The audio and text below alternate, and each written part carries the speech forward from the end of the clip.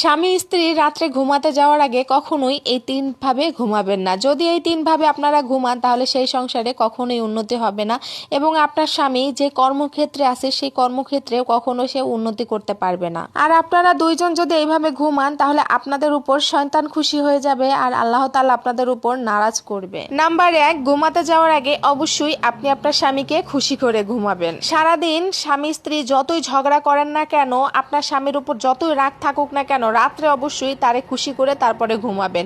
আর তারে এই কথাটা অবশ্যই বলবেন যে তুমি খুশি না হওয়া পর্যন্ত আমি ঘুমাবো না। আর যদি তারে খুশি না করতে পারেন তাহলে শয়তান কিন্তু খুশি হয়ে যাবে এবং সারা রাত ধরে ফেরেশতারা আপনার উপর লানত বর্ষণ করবে। আর নাম্বার 2 হচ্ছে, স্বামী স্ত্রী যখন ঘুমাতে যাবেন তখন অবশ্যই দুইজন ফোন একদম ইউজ করবেন না। কারণ এখনকার কিন্তু বেশিরভাগ সময় দেখা যাচ্ছে যে স্বামী স্ত্রীর ভিতরে দূরত্ব সৃষ্টি হচ্ছে।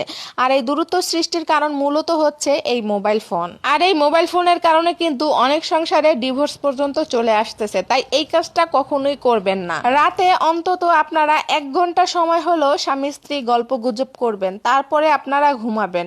নইলে কিন্তু আপনাদের সংসারে হচ্ছে দূরত্ব সৃষ্টি হয়ে যাবে। দেখা গেছে এই দূরত্বতার কারণে কিন্তু আপনাদের সংসারে এমন আছে তালাকও হয়ে যেতে পারে।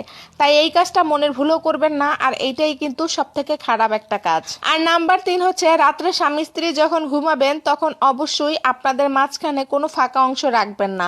1 চুল পরিমাণও অংশ ফাঁকা রাখবেন না। দুজনকে জড়িয়ে ধরে তারপরে ঘুমাবেন।